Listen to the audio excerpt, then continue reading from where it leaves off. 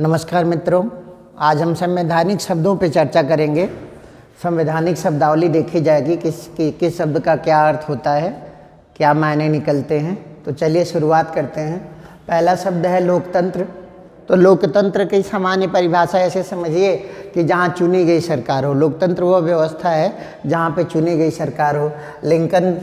Abraham Lincoln जो कि America के राष्ट्रपति थे, उन्होंने कहा था कि लोकतंत्र लोगों के द्वारा लोगों के लिए लोगों का शासन है, जनता के द्वारा जनता के लिए जनता का शासन है। ठीक है ना।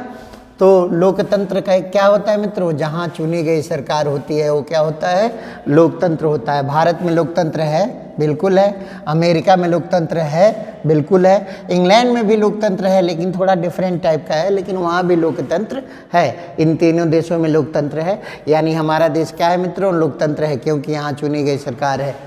देखिए, अब लोकतंत्र में एक होता है प्रत्यक्ष लोकतंत्र।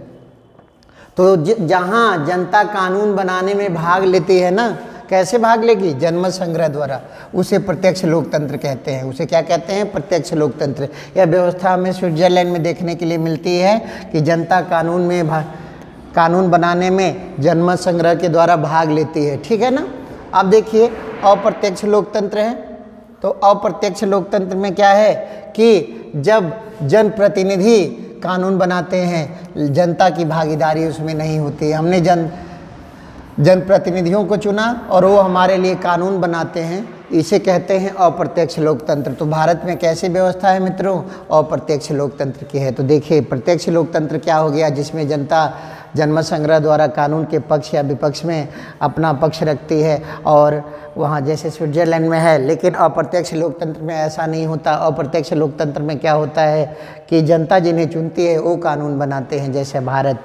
ठीक है मित्रों, आगे देखते हैं। सबसे पुराना लोकतंत्र दुनिया का कौन सा है, अमेरिका है। और सबसे बड़ा लोकतंत्र किसे माना जाता है, भारत को माना जाता है। ठीक है मित्रों, आगे देखते हैं। राजतंत्र, जहाँ वंशानुगत शासन हो, अर्थात राजा का बेटा राजा, ऐसी व्यवस्था होती है। इसे मोनार्की भी कह सकते हैं या राजतंत्र कह सकते हैं। जैसे सऊदी अरब है, कुवैत है, ऐसे देशों में राजतंत्र अभी पूरी तरह से लागू है। गणतंत्र क्या है मित्रों, जिसे हम अंग्रेजी में रिपब्लिक कहते हैं। तो गणतंत्र का आशय ये होता है कि जो प्रथम नागरिक होता है देश का, प्रथम नागरिक जनता द्वारा चाहे डायरेक्ट चुना जाए चाहे इनडायरेक्ट चुना जाए, प्रत्यक्ष चुना जाए या अप्रत्यक्ष चुना जाए, तो ऐसे देश को क्या बोलते हैं, गणतंत्र कहते हैं। वैसे देश को क्या कहते हैं, गणतंत्र कहते हैं। जैसे देखिए, हमारे देश में प्रथम नागरिक कौन है, राष्ट्रपति हैं। वो जनता के द्वारा डायरेक्ट नहीं चुने जाते। हम विधानसभा सदस्य और लोकसभा सदस्य को चुनते हैं, वो लोग राष्ट्रपति को चुनते हैं। और अमेरिका में अगर आप जाते हैं तो अमेरिका में जनता सीधे राष्ट्रपति को चुनती है। ठीक है ना। तो दोनों कंडीशन में गणतंत्र होगा, चाहे हम इनडायरेक्ट चुने चाहे डायरेक्ट चुने। तो यहाँ देखेंगे मित्रों, भारत में गणतंत्र है, अमेरिका में गणतंत्र है, लेकिन इंग्लैंड में गणतंत्र नहीं है, क्योंकि वहाँ का प्रथम नागरिक महारानी, जो कि कैसे होती हैं, वो वंशानुगत पद होता है। कैसा होता है, वंशानुगत पद होता है। ठीक है मित्रों। अधिनायक तंत्र, तानाशाही को अधिनायक तंत्र कहा जाता है। एक ही व्यक्ति में समस्त शक्तियाँ निहित हो जाती हैं। जैसे उत्तर कोरिया इसका सबसे बड़ा उदाहरण है आज के ज़माने में, कि अधिनायक तंत्र कहाँ दिख रहा है, उत्तर कोरिया में। कुलीन तंत्र, जब समाज का अभिजात्य वर्ग शासन करता है तो इसे कुलीन तंत्र कहा जाता है। थियोक्रेसी, जब धार्मिक समूहों का शासन होता है मित्रों, तो इसे थियोक्रेसी कहते हैं। जब धार्मिक समूहों का शासन होता है तो इसे क्या कहा जाता है, थियोक्रेसी कहा जाता है। ठीक है। ब्यूरोक्रेसी क्या होता है, जब अफसरशाही होती है, प्रशासन या अफसरशाही को क्या बोलते हैं, ब्यूरोक्रेसी कहते हैं। अधिकारियों को क्या कहा जाता है, ब्यूरोक्रेट कहा जाता है। क्या कहा जाता है, ब्यूरोक्रेट कहा जाता है। अब देखते हैं आगे, अध्यक्षात्मक शासन क्या होता है, जब प्रथम नागरिक जनता के द्वारा प्रत्यक्ष रूप से चुना जाए। तो प्रथम नागरिक कौन है, जैसे मान लिया भारत में राष्ट्रपति हैं, अमेरिका में राष्ट्रपति हैं। तो अमेरिका के राष्ट्रपति जनता द्वारा सीधे चुने जाते हैं, जनता वोट डालती है, तो वहाँ अध्यक्षात्मक शासन प्रणाली होती है, जैसे अमेरिका में है। लेकिन हमारे देश में सीधे नहीं चुने जाते, इसीलिए हमारे देश में अध्यक्षात्मक शासन प्रणाली नहीं है। संसदीय शासन प्रणाली, राष्ट्रपति नाम मात्र का केवल प्रमुख होता है। ऐसी व्यवस्था में राष्ट्रपति या प्रथम नागरिक जो भी होता है नाम मात्र का प्रमुख होता है। वास्तविक शक्तियाँ किसमें निहित होती हैं मित्रों? प्रधानमंत्री में होती हैं। जैसे देखिए भारत में संसदीय शासन प्रणाली है, इंग्लैंड में संसदीय शासन प्रणाली है, क्योंकि यहाँ वास्तविक शक्तियाँ किसके पास होती हैं? प्रधानमंत्री के पास होती हैं। ठीक है ना? तो हमें ये ध्यान देना होगा, संसदीय शासन प्रणाली वह व्यवस्था है जिसमें राष्ट्रपति केवल नाम भर के प्रमुख होते हैं। असली शक्तियाँ किसके पास होती हैं? प्रधानमंत्री के पास होती हैं। अगला देखते हैं मित्रों, संघीय शासन।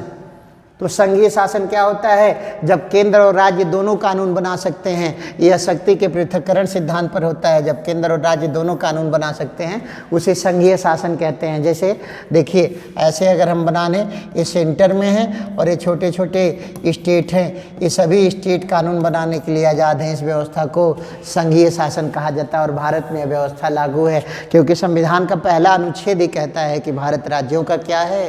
संघ है। ठीक है मित्रों, अब आगे देखते हैं एकात्मक शासन। जहां केवल केंद्र कानून बना सकता है, राज्य नहीं, उसे एकात्मक शासन व्यवस्था कहा जाता है। संप्रभुता, जब कोई देश आंतरिक और बाह्य नीतियां बनाने में आत्मनिर्भर है, किसी का दबाव उसके ऊपर नहीं है, किसी का प्रभाव नहीं है, उसे संप्रभु राष्ट्र कहा जाता है। जैसे भारत क्या है? 26 जनवरी 1950 से हम क्या हैं? संप्रभु राष्ट्र हैं। कैसे राष्ट्र हैं? हमारी संप्रभुता है, हम संप्रभु राष्ट्र हैं। ठीक है सर। अगला है ग्राम पंचायत और ग्राम सभा। देखें मित्रों, इसको ध्यान देना है। ग्राम पंचायत में गांव के सभी लोग शामिल होते हैं, ध्यान रखिएगा, गांव के सभी लोग शामिल होते हैं ग्राम पंचायत में। लेकिन गांव सभा में केवल वयस्क लोग, जिनकी आयु 18 वर्ष या उससे अधिक हो चुकी है, वो लोग शामिल होते हैं। ठीक है ना?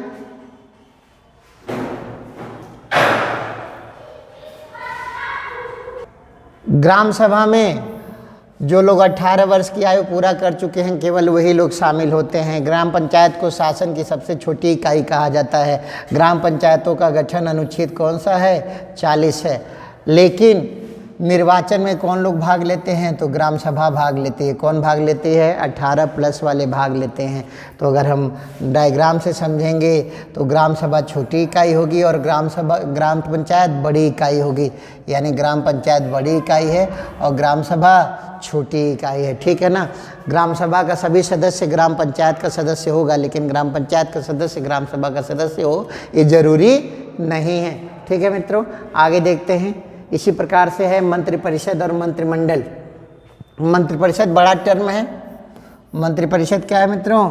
बड़ा टर्म है। इसमें क्या होता है? 3 स्तर के मंत्री होते हैं, कैबिनेट मंत्री, राज्य मंत्री और उप मंत्री। ठीक है? और मंत्रिमंडल जो है, इसमें केवल कैबिनेट मंत्री शामिल होते हैं। मंत्रिमंडल में कौन शामिल होता है मित्रों? कैबिनेट मंत्री। तो मंत्रिपरिषद में 3 स्तर के मंत्री, कैबिनेट मंत्री, राज्य मंत्री और उप मंत्री, जबकि मंत्रिमंडल में केवल कैबिनेट मंत्री। तो फिर हम ग्राफ से देखेंगे कि मंत्रिपरिषद बड़ी इकाई है और मंत्रिमंडल छोटी इकाई है। मंत्रिमंडल का प्रत्येक सदस्य मंत्रिपरिषद का सदस्य होगा, लेकिन मंत्रिपरिषद का प्रत्येक सदस्य मंत्रिमंडल का सदस्य हो जरूरी नहीं है। फिर से एक बार देख लीजिएगा, मंत्रिमंडल में मंत्रिपरिषद में 3 स्तर के मंत्री होते हैं, कैबिनेट, राज्य और उप मंत्री, और मंत्रिमंडल में केवल कैबिनेट मंत्री। ठीक है मित्रों, आगे देखते हैं। इसी तरह से प्रश्नकाल और शून्यकाल। प्रश्नकाल क्या होता है? लोकसभा का पहला घंटा होता है, कार्यवाही का पहला घंटा होता है, सामान्यतः 11 से 12 बजे तक ये चलता है। शून्यकाल प्रश्नकाल के बाद का समय होता है, 12 से 1 बजे तक चलता है। इसकी शुरुआत 1962 में हुई, भारत से हुई थी। तो प्रश्नकाल के बाद शून्यकाल, दोनों का समय 1-1 घंटा होता है। शून्यकाल शुरू हुआ हमारे वहाँ 1962 में। कब शुरू हुआ साहब? 1962 में। अगला पॉइंट देखते हैं मित्रों, साधारण बहुमत और विशेष बहुमत। तो देखिए, साधारण बहुमत मतलब होता है 50% प्लस 1, 50% प्लस 1, आधे से 1 अधिक। और विशेष बहुमत में क्या होता है साहब? देख लीजिएगा, साधारण बहुमत क्या है? आधे से 1 अधिक, यानी 50% प्लस 1। और विशेष बहुमत में क्या है? कुल संख्या का आधे से अधिक, कुल संख्या का आधे से अधिक प्लस उपस्थित का 2/3 से अधिक, प्लस उपस्थित का 2/3 से अधिक। कुल का आधे से अधिक प्लस उपस्थित का 2/3 से अधिक। हमें ध्यान देना होगा मित्रों, उपस्थित का 2/3 से अधिक हो जाएगा। ठीक है ना, ये है साधारण और विशेष बहुमत। अब आगे देखते हैं, 2 टर्म और हैं, क्रॉसिंग द फ्लोर और यील्डिंग द फ्लोर। जब सदन में कोई मतदान होता है किसी भी विधेयक में या किसी मामले में, प्रस्ताव में, विश्वास प्रस्ताव में, अविश्वास प्रस्ताव में, अगर कोई सदस्य अपने दल को छोड़ करके, अपने दल के पक्ष में वोट न करके विरोधी दल के पक्ष में वोट कर देता है, मतदान कर देता है, तो इसे क्रॉसिंग द फ्लोर कहते हैं। इसे क्या कहते हैं? क्रॉसिंग द फ्लोर कहते हैं। जब वो अपने दल के पक्ष में वोट न करके किसी और को वोट कर देता है तो इसे क्या बोलते हैं? क्रॉसिंग द फ्लोर कहते हैं। इसी तरह से एक वर्ड होता है यील्डिंग द फ्लोर। संसद की या सदन की, किसी भी सदन की कार्रवाई चल रही है तो क्या हुआ, कभी कभी नहीं, अनावश्यक रूप से सदस्य लोग उठ के खड़े होकर बोलने लगते हैं, तो जो अध्यक्ष होते हैं सदन के, वो उन्हें मना कर सकते हैं कि ऐसा है कि आप शांत हो जाइए और बैठ जाइए। इसी को कहते हैं यील्डिंग द फ्लोर। इसी को क्या बोलते हैं मित्रों? Yielding the floor. क्या बोलते हैं? Yielding the floor. अब अगला देखते हैं मित्रों, विधेयक और अधिनियम। विधेयक किसी भी सदन में किसी भी सदस्य द्वारा लाया जा सकता है। प्रस्ताव लाया जाएगा कानून बनाने के लिए, किसी भी सदन में किसी भी सदस्य द्वारा लाया जा सकता है। बस धन विधेयक के बारे में ध्यान रखेंगे, धन विधेयक केवल कहाँ लाया जाता है मित्रों? लोकसभा में। इसके अतिरिक्त कोई भी विधेयक किसी भी अधिवेशन में किसी भी सदन में लाया जा सकता है और दोनों सदनों से पारित होने के बाद कहाँ जाएगा? राष्ट्रपति के पास जाएगा। और राष्ट्रपति जब अनुमति दे देंगे इस मामले में मित्रों, जब राष्ट्रपति अनुमति दे देते हैं तो ये क्या बन जाता है? अधिनियम बन जाता है। अर्थात तात्पर्य हो गया कि अगर दोनों सदनों से पारित होने के बाद राष्ट्रपति के पास गया और राष्ट्रपति की अनुमति मिल गई विधेयक को, तो विधेयक क्या बन जाएगा? अधिनियम बन जाएगा। ठीक है ना, ध्यान रखिएगा, विधेयक कोई भी किसी भी सदन में प्रस्तुत कर सकता है, केवल धन विधेयक को छोड़ करके। धन विधेयक हमेशा कहाँ प्रस्तुत होता है? लोकसभा में। कहाँ प्रस्तुत होता है? लोकसभा में। चलिए मित्रों आगे देखते हैं, ट्रांसजेंडर समुदाय। ठीक है ना, किन्नरों को ट्रांसजेंडर कहा जाता है। 2019 में ट्रांसजेंडर व्यक्ति संरक्षण अधिनियम लाया गया और उसके द्वारा इनको तीसरे लिंग के रूप में मान्यता दी गई। अभी हाल ही में कुशीनगर में ट्रांसजेंडर विश्वविद्यालय की स्थापना हुई है। कहाँ पे हुई है मित्रों? कुशीनगर में ट्रांसजेंडर विश्वविद्यालय की स्थापना हुई है। ट्रांसजेंडर को सरकारी नौकरी में 1% आरक्षण भी दिया है। किस राज्य ने? तो कर्नाटक ने। ट्रांसजेंडर व्यक्तियों को सरकारी नौकरी में 1% आरक्षण देने वाला राज्य कौन सा है? तो कर्नाटक है। ठीक है मित्रों, अब देखते हैं LGBT समुदाय। जानते हैं ये समलैंगिकों को LGBT कहा जाता है।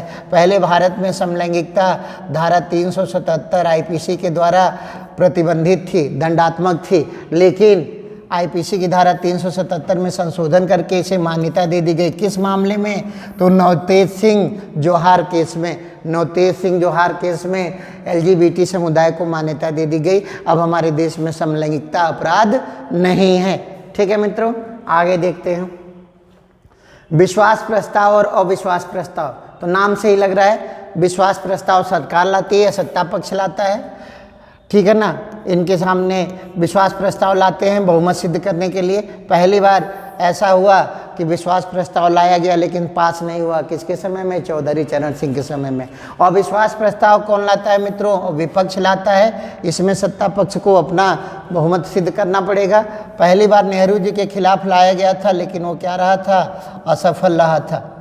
पहली बार इससे सरकार गिरी मोरारजी देसाई की, उनके खिलाफ अविश्वास प्रस्ताव आना था, उसके पहले ही उन्होंने त्यागपत्र दे दिया। यही मित्रों होता है विश्वास प्रस्ताव और अविश्वास प्रस्ताव। विश्वास प्रस्ताव सत्ता पक्ष लाएगा और अविश्वास प्रस्ताव विपक्ष के द्वारा लाया जाएगा। ठीक है मित्रों, आगे देखते हैं आपातकाल और वित्तीय आपातकाल। आपातकाल हमारे देश में घोषणा करते हैं कौन? राष्ट्रपति। हालांकि 1 महीने में उसे संसद का अनुमोदन मिलना अनिवार्य है। अनुच्छेद 352 में आपातकाल का उपबंध है, 3 प्रकार से लगाया जा सकता है। ठीक है ना, युद्ध, बाह्य आक्रमण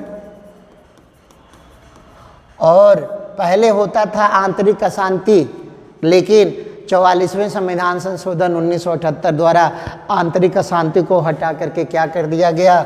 सशस्त्र विद्रोह। क्या कर दिया गया? सशस्त्र विद्रोह। इन 3 प्रकार से हमारे देश में आपातकाल लगाया जा सकता है। ध्यान रखने का विषय है कि पूरे देश में भी आपातकाल लग सकता है, किसी क्षेत्र विशेष में भी आपातकाल लगाया जा सकता है। कितने आधार पर? युद्ध, बाह्य आक्रमण और सशस्त्र विद्रोह के आधार पर। ठीक है ना। अब देखते हैं कितनी बार लगा है, तो 3 बार लगा है। 1962 में जब चाइना ने आक्रमण किया था तब लगा था, 1971 में जब पाकिस्तान ने आक्रमण किया था तब लगा था, और 1975 में इंदिरा गांधी सरकार ने आंतरिक अशांति के आधार पर आपातकाल लगाया था। ठीक है मित्रों, तो भारत में आपातकाल 3 बार लग चुका है। वित्तीय आपातकाल देखते हैं सर। वित्तीय आपातकाल अनुच्छेद 360 के द्वारा लगता है। कब? जब आर्थिक संकट की स्थिति आएगी। कब आएगा? आर्थिक संकट की स्थिति आएगी, भुखमरी जैसी कंडीशंस होंगी। लेकिन हमारे देश में अब तक सौभाग्य से कभी लगा नहीं है, कभी लगा नहीं है। ठीक है सर, आगे देखते हैं लोक लेखा समिति और प्राक्कलन समिति। लोक लेखा समिति मित्रों कुल 22 सदस्य होते हैं इसमें। इसे अंग्रेजी में PAC भी कहा जाता है, पब्लिक अकाउंटिंग कमेटी। इसमें कुल 22 सदस्य होते हैं, 15 लोकसभा से और 7 राज्यसभा से। इसका अध्यक्ष कौन होता है? विपक्ष का कोई नेता होता है। इसका अध्यक्ष कौन होता है?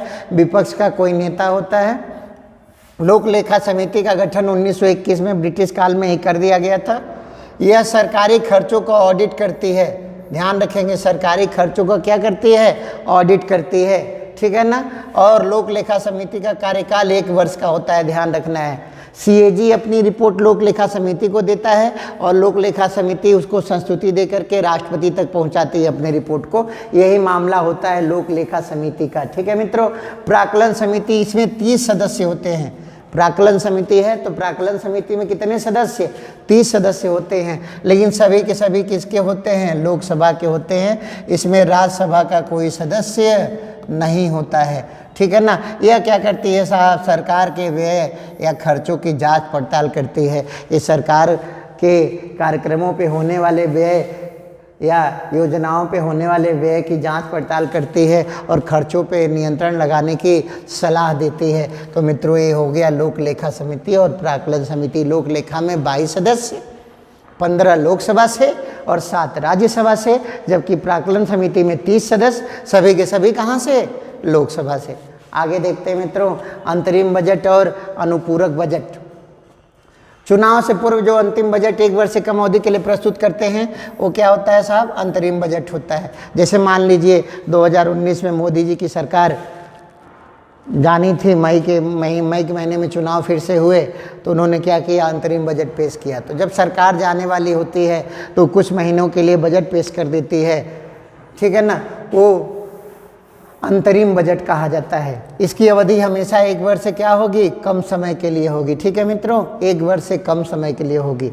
अनुपूरक बजट क्या होता है? कभी मान लीजिए वित्तीय वर्ष में धन की कमी हो गई, वित्तीय वर्ष में जो हमने आवंटन किया था, सरकार ने आवंटन किया था बजट में, उसकी कमी हो गई, तो अतिरिक्त धन देने के लिए अनुपूरक बजट लाया जाता है। क्या लाया जाता है? अनुपूरक बजट लाया जाता है। आवंटित राशि कम पड़ने पे क्या लाया जाता है? अनुपूरक बजट। तो कन्फर्म है अंतरिम बजट 1 वर्ष से कम समय के लिए सरकार का अपने आखिरी समय में जारी करती है। और अनुपूरक बजट क्या होता है? जो बजट घोषित किया गया था उसका धन कम पड़ रहा है और धन की आवश्यकता है, तो अनुपूरक बजट लाया जाता है। अनुपूरक बजट लाया जाता है। ठीक है सर। आगे देखते हैं संसद का संयुक्त अधिवेशन। संसद का संयुक्त अधिवेशन अनुच्छेद 108 से बुलाया जाता है। अनुच्छेद 108 से बुलाया जाता है। तो कब? गतिरोध की स्थिति में। गतिरोध की स्थिति में बुलाया जाता है। कब बुलाया जाता है मित्रों? गतिरोध की स्थिति में। बताइए पंचायत कब होती है? जब दोनों पार्टी सहमत न हो, जब लोकसभा और राज्यसभा दोनों सहमत नहीं होती, किसी मामले में मतलब दोनों में असहमति होती है, तो राष्ट्रपति अनुच्छेद 108 के अंतर्गत संयुक्त अधिवेशन बुलाते हैं। और अध्यक्षता इसकी कौन करता है? तो लोकसभा के अध्यक्ष इसकी अध्यक्षता करते हैं। अब तक भाई साहब 3 बार संसद का संयुक्त अधिवेशन बुलाया जा चुका है। ठीक है ना। पहली बार 1961 में दहेज अधिनियम के मामले में। ठीक है ना। दूसरी बार 1978 में बैंकिंग अधिनियम के मामले में। और तीसरी बार 2002 में पोटा के मामले में। तीसरी बार 2002 में किसके मामले में मित्रों? तो पोटा के मामले में। 3 बार अब तक संसद का संयुक्त अधिवेशन बुलाया जा चुका है। ठीक है ना, ध्यान रखना है मित्रों, ठीक है। जमानत जब्त होना, जब कोई प्रत्याशी चुनाव लड़ता है तो उसकी एक जमानत राशि जमा कराई जाती है। अगर चुनाव लड़ते समय उसे डाले गए कुल मतों का 1/6 यानी 16% से कम वोट मिल रहा है तो उसकी जमानत राशि वापस नहीं होती। इसी को मित्रों कहा जाता है जमानत जब्त होना। इसी को क्या बोलते हैं, जमानत जब्त होना। जब आप डाले गए कुल वैध मतों का 1/6 से कम पाएंगे तो आपकी जमानत राशि वापस नहीं होगी, अर्थात आपकी जमानत क्या हो जाएगी, जब्त हो जाएगी, ठीक है। अब है बंदी प्रत्यक्षीकरण। ये अनुच्छेद 5 के अनुच्छेद 32 में जो 5 रीटें हैं उनमें से एक रीट है, ठीक है मित्रों। बंदी प्रत्यक्षीकरण या हैबियस कॉर्पस, ये अनुच्छेद 32 में है। गिरफ्तार किए गए व्यक्ति को गिरफ्तारी के 24 घंटे के अंदर न्यायालय के समक्ष प्रस्तुत करना होगा, यही होता है हैबियस कॉर्पस, ठीक है ना। गिरफ्तार किए गए व्यक्ति को 24 घंटे के अंदर न्यायालय के समक्ष प्रस्तुत करना होगा, ये क्या है, हैबियस कॉर्पस है, ठीक है मित्रों। अंतरिम सरकार 2 सितंबर 1946 से 1952 तक प्रधानमंत्री रहे नेहरू जी, किसमें, अंतरिम सरकार में। हालांकि इस तरह का कोई प्रावधान नहीं है संविधान में, लेकिन उस समय हमारे वहाँ अंतरिम सरकार ही बनी थी। और नेहरू जी पहली बार प्रधानमंत्री कब बने, 2 सितंबर 1946 को। आगे देखते हैं मित्रों, कॉलेजियम प्रणाली। कॉलेजियम प्रणाली 1993 में शुरू की गई। सुप्रीम कोर्ट के 5 वरिष्ठ न्यायाधीश होते हैं जिनमें चीफ जस्टिस भी होते हैं, ध्यान रखना है। मुख्य न्यायाधीश और 4 वरिष्ठ न्यायाधीश होते हैं जो सलाह देते हैं और इनके सलाह पर जजों की नियुक्ति होती है। किसकी नियुक्ति होती है, जजों की नियुक्ति होती है। कौन करता है, तो राष्ट्रपति करते हैं। कौन करता है, राष्ट्रपति करते हैं। यानी कॉलेजियम प्रणाली के द्वारा जजों की नियुक्ति की जाती है। कॉलेजियम प्रणाली के द्वारा जजों की नियुक्ति की जाती है। 2015 में 99वें संविधान संशोधन द्वारा केंद्र सरकार ने इस प्रणाली की जगह पर राष्ट्रीय न्यायिक सेवा आयोग का गठन किया था, लेकिन माननीय सर्वोच्च न्यायालय ने उसे निरस्त घोषित कर दिया, ठीक ना सर। तो वर्तमान में जजों की नियुक्ति किस प्रणाली से होती है, कॉलेजियम से। कॉलेजियम में कितने जज होते हैं, 5। शुरू कब से हुआ, 1993 से। आगे देखते हैं साहब, यूथेनेशिया, इच्छा मृत्यु। यूथेनेशिया किसे कहते हैं मित्रों, इच्छा मृत्यु को कहते हैं। भारत में इसको अनुमति दी गई है, लेकिन पैसिव को दी गई है। किसको दी गई है, पैसिव को, सक्रिय या एक्टिव को नहीं दी गई है। कहने का मतलब क्या है, यदि कोई व्यक्ति अपने मरना चाहता है तो उसे अनुमति नहीं मिलेगी, लेकिन यदि वह लाइफ सपोर्टिंग डिवाइसेस पे जिंदा है, कोमा में, उसका ब्रेन डेड हो चुका है, तो उसके परिवार वाले रिक्वेस्ट करके न्यायालय से उसके लिए इच्छा मृत्यु मांग सकते हैं। मामला यह निर्णय दिया गया किस मामले में, अरोड़ा शानबाग केस में, कि पैसिव यूथेनेशिया कराई जा सकती है, निष्क्रिय इच्छा मृत्यु दी जा सकती है। पहले भी एक मामला हुआ था सदानंद कौर बनाम पंजाब सरकार केस, उसमें इच्छा मृत्यु की मांग की गई थी, उस समय मना कर दिया था न्यायालय ने। लेकिन अरोड़ा शानबाग केस में निर्णय दे दिया गया कि निष्क्रिय इच्छा मृत्यु को भारत में क्या दे दी गई, अनुमति दे दी गई, ठीक है मित्रों। आगे देखते हैं, लेम डक सेशन। मान लीजिए, ऐसे समझिएगा कि चुनाव हुआ, किसी पार्टी की सरकार पिछली बार थी, इस बार वो चुनाव हार गए, इस बार वो चुनाव हार गए, दूसरी पार्टी की सरकार बनने वाली है, तो जो अंतिम सेशन बुलाया जाता है पिछली सरकार का, अंतिम बैठक बुलाई जाती है, उसी को कहते हैं लेम डक सेशन। यानी चुनाव हारने के बाद किसी पिछली सरकार का अंतिम बैठक क्या कहा जाता है, लेम डक सेशन कहा जाता है। लेखानुदान क्या होता है मित्रों, तो अभी हमने बताया था अंतरिम बजट से वही व्यवस्था है, वोट एंड अकाउंट। सरकार चुनाव से पूर्व कम अवधि में अपने खर्चों को पूरा करने के लिए संसद की अनुमति लेती है, बिना चर्चा के अंतरिम बजट के दौरान पास कर दिया जाता है। इसी को क्या कहते हैं, वोट एंड अकाउंट या लेखानुदान कहते हैं। चुनाव के समय में सरकार पैसा निकलवा लेती है वोट एंड अकाउंट से और लोक लुभावनी योजनाओं में खर्च करती है। क्या व्यवस्था है, वोट एंड अकाउंट है या लेखानुदान है। अगला देखते हैं साहब, क्षमादान। तो क्षमादान करने का अधिकार दोनों महामहिम के पास है। राष्ट्रपति अनुच्छेद 72 से क्षमादान करते हैं और राज्यपाल अनुच्छेद 161 द्वारा क्षमादान देते हैं, ठीक है मित्रों। आगे देखते हैं बैकलॉग भर्ती। बैकलॉग भर्ती क्या होती है, ऐसे समझिएगा सामान्य भाषा में, जैसे मान लीजिए कि 100 सीटों पर भर्ती कराई जा रही है। 10 सीटें एसटी वर्ग के लिए रिजर्व थी।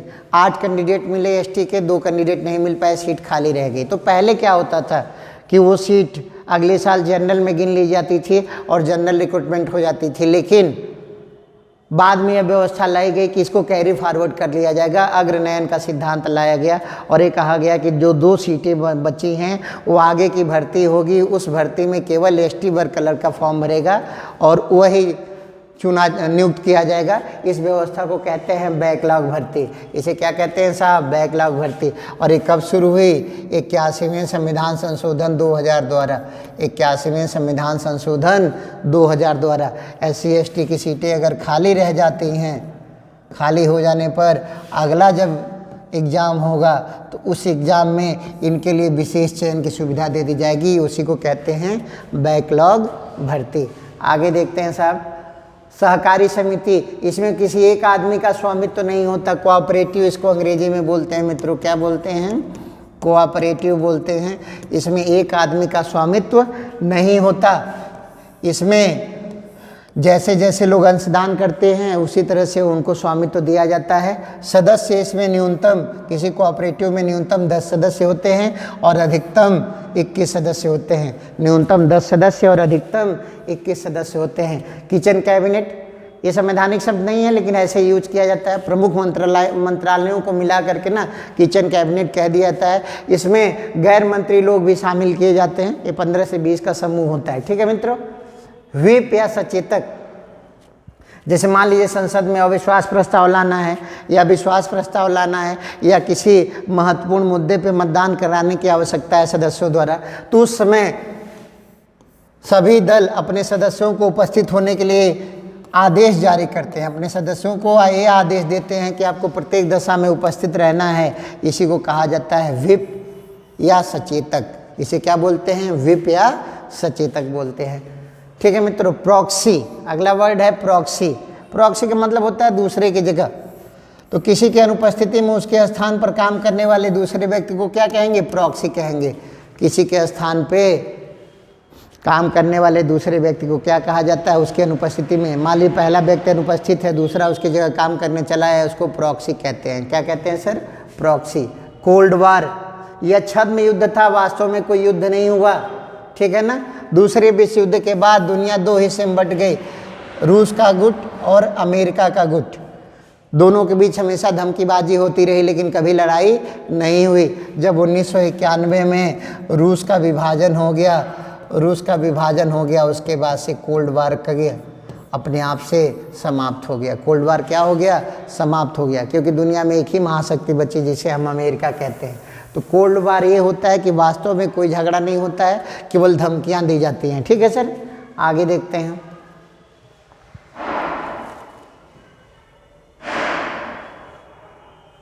सरकारी विधेयक और निजी विधेयक। तो देखिए साहब, जब कोई मंत्री कोई विधेयक प्रस्तुत करेगा, कोई मंत्री अगर कोई विधेयक प्रस्तुत कर रहा है तो उसे सरकारी विधेयक कहते हैं। क्या कहते हैं? उसे सरकारी विधेयक कहते हैं। जब कोई मंत्री विधेयक प्रस्तुत करते हैं तो उसे सरकारी विधेयक कहते हैं। इसके उलट क्या है मित्रों? निजी विधेयक। इसके उलट क्या है? निजी विधेयक। निजी विधेयक जब मंत्री को छोड़कर अन्य सदस्य प्रस्तुत करते हैं, ध्यान रखिएगा, मंत्री को छोड़कर अन्य सदस्य प्रस्तुत करते हैं, चाहे वो सत्ता पक्ष के हों चाहे विपक्ष के हों, इससे कोई फर्क नहीं पड़ता। अगर वो नॉन मंत्री हैं, मंत्री नहीं हैं, अगर वो पेश कर रहे हैं तो विधेयक प्रस्तुत करते हैं तो इसको निजी विधेयक कहा जाता है। अर्थात मंत्री जी विधेयक लाएंगे तो सरकारी विधेयक, और ऐसा कोई सदस्य लाएगा जो मंत्री नहीं है तो उसको निजी विधेयक कहा जाएगा। ठीक है सर। आगे देखते हैं। तारांकित और अतारांकित प्रश्न बहुत इंपॉर्टेंट है। ठीक है मित्रों, बहुत इंपॉर्टेंट है। तारांकित प्रश्नों में क्या होता है? इसका मौखिक उत्तर दिया जाता है। क्या दिया जाता है? मौखिक उत्तर। और इसमें पूरक प्रश्न पूछे जा सकते हैं, लेकिन एक दिन में तारांकित प्रश्नों की सीमा निर्धारित की गई है। कितने प्रश्न? अधिकतम 20 प्रश्न। एक दिन में अधिकतम कितने प्रश्न पूछे जा सकते हैं? 20 प्रश्न पूछे जा सकते हैं। ठीक है मित्रों। तो तारांकित का उत्तर मौखिक, अनुपूरक पूछे जा सकते हैं। और तारांकित इसका उल्टा है, इसका उत्तर लिखित दिया जाता है। कैसे दिया जाता है? लिखित दिया जाता है। और तारांकित का उत्तर लिखित दिया जाता है और इसमें पूरक प्रश्न नहीं पूछे जा सकते। इसमें पूरक प्रश्न नहीं पूछे जा सकते। तो तारांकित में मौखिक प्रश्न पूछे जाएंगे और अतारांकित में लिखित प्रश्न पूछे जाएंगे, तारांकित में पूरक प्रश्न पूछे जा सकते हैं, लेकिन अतारांकित में पूरक प्रश्न नहीं पूछे जाएंगे। चाहे तो स्क्रीनशॉट लेते रहें, इंपॉर्टेंट पॉइंट्स हैं, बहुत ही काम आएगा आपके सभी एग्जाम्स में। चलिए सर, अगला है धन विधेयक और वित्त विधेयक। देखिए सर, अनुच्छेद 110 में धन विधेयक संबंधित प्रावधान किए गए हैं। धन विधेयक के बारे में एक बात ध्यान रखेंगे, यह केवल लोकसभा में प्रस्तुत किया जाता है। कहाँ लोग प्रस्तुत किया जाता है? केवल लोकसभा में प्रस्तुत किया जाता है। धन विधेयक की परिभाषा कौन डिसाइड करता है? तो लोकसभा अध्यक्ष। धन विधेयक कौन सा विधेयक धन विधेयक है, इसको कौन डिसाइड करेगा? तो लोकसभा अध्यक्ष करेंगे। कौन करेगा? लोकसभा अध्यक्ष करेंगे। जितने भी कर हैं, चाहे कर लगाना हो, चाहे कर बढ़ाना हो, चाहे कर घटाना हो, चाहे कर समाप्त करना हो, कर्जा लेना हो, कर्जा देना हो, संचित निधि हो, आकस्मिक निधि हो, यानी जहाँ भी धन की बात आएगी वो धन विधेयक होगा। और वो कहाँ पारित किया, कहाँ लाया जाएगा? लोकसभा में। लोकसभा से पारित होकर के वो जाएगा राज्यसभा में। राज्यसभा को अधिकतम 14 दिन का समय दिया जाता है। राज्यसभा 14 दिन में हाँ बोले तो भी ठीक है और ना बोले तो भी ठीक है, उसको पास मान लिया जाएगा। इवन अगर राष्ट्रपति महोदय के पास जाता है तो ऐसी स्थिति में राष्ट्रपति महोदय अगर की भी बाध्यता है कि वो उसे अनुमति देंगे, ठीक है ना, धन विधेयक को अनुमति देंगे। और एक प्रश्न ये होता है कि धन विधेयक आखिर लोकसभा में ही क्यों प्रस्तुत किया जाता है? क्योंकि लोकसभा जनता का प्रतिनिधित्व करती है। किसका प्रतिनिधित्व करती है मित्रों? जनता का प्रतिनिधित्व करती है। और पैसा किसका है? जनता का है। तो जितना धन वाला कॉन्सेप्ट है, जितना भी धन आएगा वो धन विधेयक से आएगा, अनुच्छेद 110।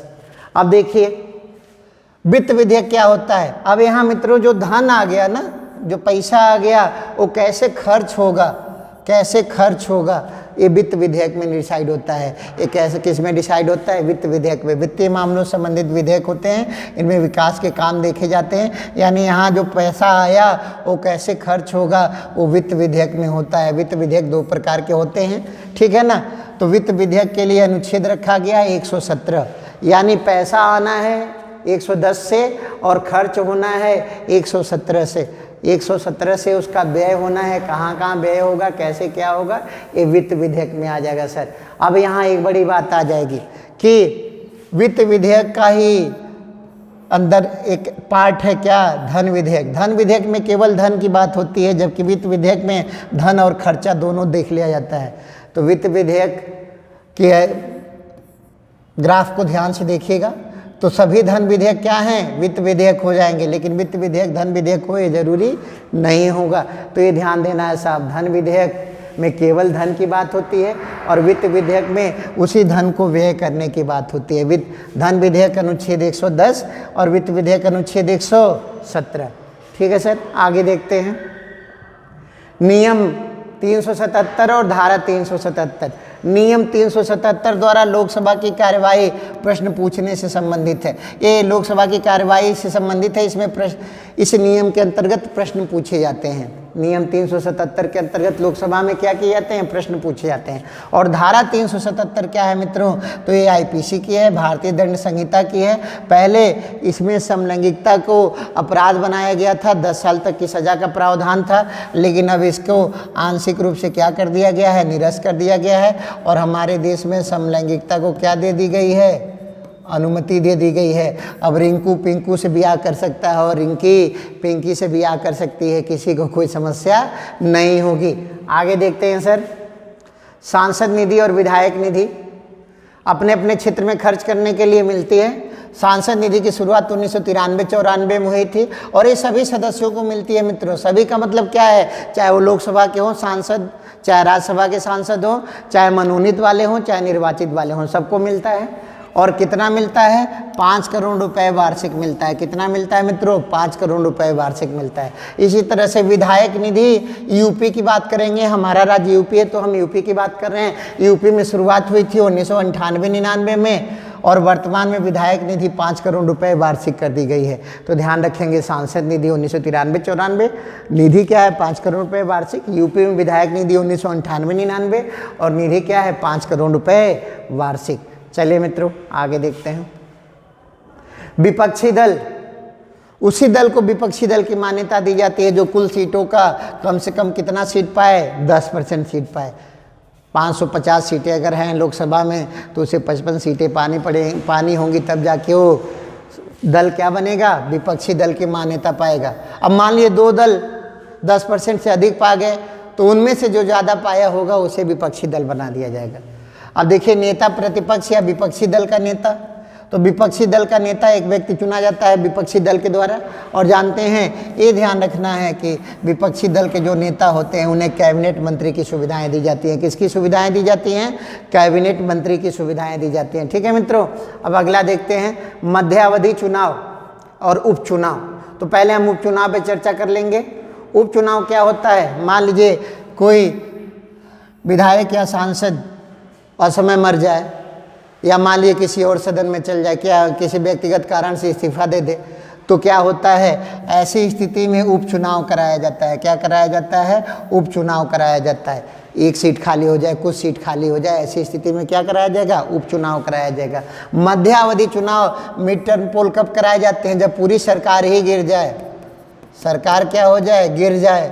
ऐसी स्थिति में सभी सरकार को मतलब लोकसभा को या विधानसभा को भंग करके नए सिरे से पूरा चुनाव कराया जाता है। उसे क्या कहते हैं, मध्यावधि चुनाव कहते हैं। उसे क्या कहते हैं मित्रों, मध्यावधि चुनाव कहते हैं। विधि का समान संरक्षण और विधि की समक्षमता, तो देखिए दोनों कॉन्सेप्ट लगभग एक जैसे हैं। अनुच्छेद 14 में विधि के समक्षमता और विधि का समान संरक्षण दोनों दिया हुआ। विधि का समान संरक्षण सिद्धांत हमने अमेरिका से लिया है। यह एक सकारात्मक अवधारणा है। कानून सबके लिए बराबर होता है, ध्यान रखना है, कानून सबके लिए क्या होता है, बराबर होता है। यह कहता है क्या, विधि का समान संरक्षण अमेरिका का सिद्धांत। और विधि के समक्ष समता की बात करें तो ये ब्रिटेन से लिया गया है, नकारात्मक अवधारणा है। इसका कहना है कि कानून किसी के लिए विशेषाधिकार नहीं है, कानून में किसी के लिए कोई विशेषाधिकार नहीं है, यानी कानून से बड़ा कोई नहीं है, कानून से बड़ा कोई नहीं है। तो एक बात हमको ध्यान रखना है मित्रों, विधि का समान संरक्षण अमेरिका से अनुच्छेद 14 और विधि के समक्ष समता अनुच्छेद 14 ब्रिटेन से। समान संरक्षण सकारात्मक अवधारणा है और समक्ष समता नकारात्मक अवधारणा है। हालांकि दोनों का हेतु एक ही है कि सभी लोग समान हैं। ठीक है मित्रों, आगे देखते हैं। लोकपाल और लोकायुक्त, ये भ्रष्टाचार पर नियंत्रण करने के लिए इनका गठन किया गया है। लोकपाल दुनिया में सबसे पहले 1809 में स्वीडन में आया था मित्रों। कहाँ पे आया था, स्वीडन में।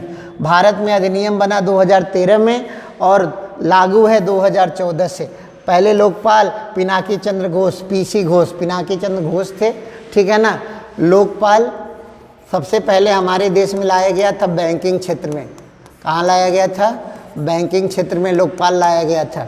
ठीक है सर, 1995 में हमारे देश में सबसे पहले लोकपाल कहाँ लाया गया, बैंकिंग क्षेत्र में 1995 में। हालांकि लोकपाल की सलाह सबसे पहले प्रशासनिक सुधार आयोग ने दी थी, पहले वाले प्रशासनिक सुधार आयोग ने। ठीक है सर। जिस प्रकार केंद्र में लोकपाल होता है उसी तरह से राज्यों में लोकायुक्त होते हैं। राज्यों में क्या होते हैं सर, लोकायुक्त होते हैं। लोकायुक्त का गठन करने वाला पहला राज्य महाराष्ट्र। इनका काम क्या है, भ्रष्टाचार नियंत्रण। यूपी के पहले लोकायुक्त विशंभर दयाल, ठीक है ना, 1975। यूपी में लोकायुक्त का कार्यकाल कितने वर्ष का होता है, 8 वर्ष का होता है। अब देखिए सर, आगे देखते हैं, ये बड़ा ही टेढ़ा पॉइंट है, ध्यान दीजिएगा। राष्ट्रीय दल और राज्य स्तरीय दल। राष्ट्रीय दल वह दल होता है जो निम्नलिखित में से तीनों में से कोई एक शर्त पूरी कर ले। 3 शर्तें हैं मित्रों, देख लीजिए। 4 या अधिक राज्यों में उसको राज्य स्तरीय दल का दर्जा प्राप्त हो, पहली शर्त कि 4 या उससे अधिक राज्यों में उसे राज्य स्तरीय दल का दर्जा प्राप्त हो। दूसरी शर्त, पहली शर्त ये हो गई, अगर ये नहीं हो रहा है तो या तो ये हो जाए, लोकसभा और विधानसभा में 4 राज्यों में उसे कम से कम 6% वोट मिल जाए और 4 लोकसभा सीटें जीत जाए।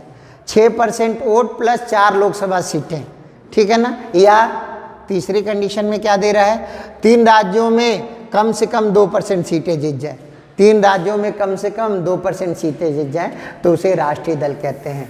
ध्यान रखना, इन तीनों में से एक कंडीशन होनी चाहिए। 4 या अधिक राज्यों में राज्य स्तरीय दल का मान्यता प्राप्त हो, या लोकसभा विधानसभा में 4 राज्यों में 6% वोट प्लस 4 लोकसभा सीटें जीत जाएं, या 3 राज्यों में कम से कम 2% सीटें जीत जाएं तो उन्हें राष्ट्रीय दल का दर्जा दे दिया जाता है। वर्तमान में 9 राष्ट्रीय दल हो गए हैं। हाल ही में आम आदमी पार्टी को राष्ट्रीय दल का दर्जा मिला है। 9वीं राष्ट्रीय पार्टी कौन सी है? आम आदमी पार्टी है। अब देखिए साहब, राज्य स्तरीय दल कौन होते हैं? जिनको 6% वोट मिल जाए राज्य में या और प्लस 2 विधानसभा सीटें मिल जाए। 6% वोट प्लस 2 विधानसभा सीटें, 8% वोट मिल जाए या 1 लोकसभा सीट मिल जाए। पहली कंडीशन। दूसरी कंडीशन, तीसरी कंडीशन देखिए क्या कह रहे हैं, 3% विधानसभा सीट मिल जाए या 3 सीट मिल जाए, जो भी अधिक हो विधानसभा में, या तो 3% विधानसभा सीटें हों या 3 सीटें हों, जो भी अधिक हो। या चौथी कंडीशन है कि उनको 8% से अधिक वोट मिल जाए। 8% से अधिक वोट मिल जाएगा तो उन्हें क्या कह देंगे? राज्य स्तरीय दल कह देंगे। तो मित्रों ये है राष्ट्रीय दल और राज्य स्तरीय दल की परिभाषा। अगला टर्म देखते हैं, सहकारी संघवाद। यहाँ देखिए साहब, सहकारी संघवाद, केंद्र और राज्य परस्पर संबंध और सहयोग से समस्याओं को हल करने का प्रयास करते हैं, इसे सहकारी संघवाद कहते हैं। तो हमारे वहाँ ऐसे ही होता है, केंद्र सरकार राज्य सरकार दोनों मिलकर काम करते हैं, राज्य सरकार और पंचायती या नगर निकाय दोनों मिलकर साथ में काम करते हैं। इस व्यवस्था को कहते हैं सहकारी संघवाद। क्या कहते हैं? सहकारी संघवाद। और राजकोषीय संघवाद क्या है मित्रों? तो ध्यान देंगे, दूसरा है राजकोषीय संघवाद। तो राजकोषीय संघवाद में क्या होता है कि केंद्र की आय में राज्यों की बढ़ती हिस्सेदारी, राज्यों का हिस्सा दिन ब दिन केंद्र की आय में बढ़ता जा रहा है। वित्त आयोग रिपोर्ट देता है 42% तक केंद्रीय करों का हिस्सा किसे दे दिया जाता है? राज्यों को दे दिया जाता है। तो राज्यों का जो केंद्र की आय में हिस्सेदारी बढ़ रहा है उसी को कहते हैं राजकोषीय संघवाद। तो दोनों क्लियर हो गया होगा मित्रों, सहकारी संघवाद और राजकोषीय संघवाद। आगे देखते हैं, राजद्रोह और देशद्रोह, ये बड़ा विवादित रहा है हाल के समय में। जब हम चुनी गई सरकार के खिलाफ बोलते हैं या विरोध करते हैं, जब चुनी गई सरकार के खिलाफ विरोध करते हैं तो मित्रों उसे कहा जाता है राजद्रोह, और जब देश के खिलाफ बोलते हैं तो उसे कहा जाता है देशद्रोह। ठीक है ना। दोनों के लिए आईपीसी की धारा 124A है। हाल ही में केदारनाथ सिंह का केस इसमें विवादित हुआ था। केदारनाथ सिंह केस में राजद्रोह को स्पष्ट किया गया कि सरकार के खिलाफ अगर विद्रोह होगा तो उसे क्या कहा जाएगा? राजद्रोह, और देश के खिलाफ विद्रोह होगा तो उसे क्या कहा जाएगा? देशद्रोह। ठीक है मित्रों, आगे देखते हैं, राइट टू रिकॉल। जैसे मान लीजिए हमने अपने प्रतिनिधियों को कितने साल के लिए चुना? 5 साल के लिए। उनका काम अच्छा नहीं है तो हमने क्या किया? 2 साल के बाद ही, 3 साल के बाद ही उनके खिलाफ फिर मतदान करके, उन्हें वापस बुला लिया। इसी को कहते हैं राइट टू रिकॉल। इसी को क्या कहते हैं मित्रों? Right to recall. चुने गए प्रतिनिधि को समय से पूर्व मतदान करके वापस बुलाना। यह व्यवस्था मित्रों स्विट्जरलैंड में लागू है। यह व्यवस्था कहाँ लागू है? स्विट्जरलैंड में लागू है।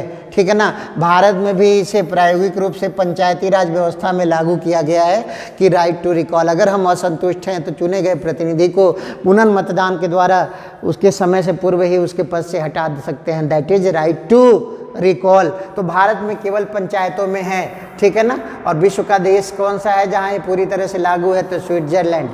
अगला पॉइंट है मित्रों, राइट टू रिजेक्ट, मना करना। राइट टू रिजेक्ट, चुनाव लड़ रहे सभी उम्मीदवारों को खारिज करने का अधिकार क्या कहा जाता है मित्रों? राइट टू रिजेक्ट कहा जाता है। क्या कहा जाता है? राइट टू रिजेक्ट कहा जाता है। हमारे देश में भी 2013 में क्या लाया गया? नोटा। 2013 में क्या लाया गया? नोटा। लेकिन क्या नोटा राइट टू रिजेक्ट है? तो नहीं है, क्योंकि ऐसा मामला हो सकता है कि नोटा को सबसे अधिक वोट मिले, उसके बाद दूसरे प्रत्याशी को वोट मिले, फिर भी उसको विजेता घोषित कर दिया जाएगा, चुनाव निरस्त नहीं होगा। अगर राइट टू रिजेक्ट होता तो नोटा को सबसे अधिक वोट मिलने के केस में चुनाव को क्या कर दिया जाता? निरस्त कर दिया जाता। कुछ देशों में राइट टू रिजेक्ट लागू है, जैसे उस पहला उदाहरण है फ्रांस। यहाँ तक कि हमारे पड़ोसी देश बांग्लादेश में भी राइट टू रिजेक्ट लागू है। ठीक है मित्रों, तो ध्यान रखना है, नोटा राइट टू रिजेक्ट नहीं है। ठीक है ना, अच्छे से ध्यान रखना है। इस पे सुप्रीम कोर्ट में मामले चल रहे हैं, देखिए क्या निर्णय होता है। चलिए सर, गिलोटीन, अभी बजट प्रस्तुत हुआ है, ये सब चर्चा में आता है। बजट प्रस्तुत होने से पूर्व बहुत सारे प्रस्ताव बिना चर्चा के ही पास कर दिए जाते हैं। समय अभाव में प्रस्ताव लाए जाते हैं, तुरंत पास कर दिए जाते हैं, कोई चर्चा नहीं होती। इस व्यवस्था को गिलोटीन कहते हैं। क्या कहते हैं? गिलोटीन। यानी बिना चर्चा के ही तमाम योजनाओं पर खर्च करने के प्रस्ताव उसी तरह से पास हो जाते हैं। इसको क्या कहा जाता है? गिलोटीन कहते हैं। कोरम या गढ़पूर्ति, किसी मीटिंग को शुरू करने के लिए कम से कम 1/10 अर्थात 10% सदस्यों की उपस्थिति अनिवार्य है। इसी को कोरम या गढ़पूर्ति कहा जाता है। जैसे मान लीजिए राज्यसभा में 250 सदस्य हैं, मीटिंग होनी है तो कम से कम 25 सदस्य रहेंगे तो मीटिंग शुरू होगी। इसी को कोरम या गढ़पूर्ति कहा जाता है। इसी को कोरम या गढ़पूर्ति कहते हैं। महाभियोग, राष्ट्रपति को हटाने की प्रक्रिया है। राष्ट्रपति को हटाने की प्रक्रिया है। इसमें कौन कौन भाग लेता है? लोकसभा और राज्यसभा के सदस्य भाग लेते हैं। किस अनुच्छेद में व्यवस्था की गई है? अनुच्छेद 61 में। और ये किस देश से लिया गया है मित्रों? तो अमेरिका के संविधान से लिया गया है। कहाँ से? अमेरिका के संविधान से लिया गया है। एंग्लो इंडियन, यह व्यवस्था 104वें संविधान संशोधन 2020 द्वारा समाप्त कर दी गई है। लोकसभा में पहले 2 सदस्यों को मनोनीत करते थे राष्ट्रपति, और विधानसभा में राज्यपाल 1 सदस्य को मनोनीत करते थे। लेकिन वर्तमान में व्यवस्था क्या कर दी गई? समाप्त कर दी गई। किस अनुच्छेद से? 104वें संविधान संशोधन 2020 द्वारा एंग्लो इंडियन के प्रावधान क्या कर दिए गए? समाप्त कर दिए गए। कूप, कूप किसे कहते हैं मित्रों? तो सेना द्वारा तख्ता पलट कर दिया जाना क्या कहा जाता है? कूप कहा जाता है। ठीक है ना। सोशल ऑडिट एक वर्ड बड़ा आजकल चर्चा में है।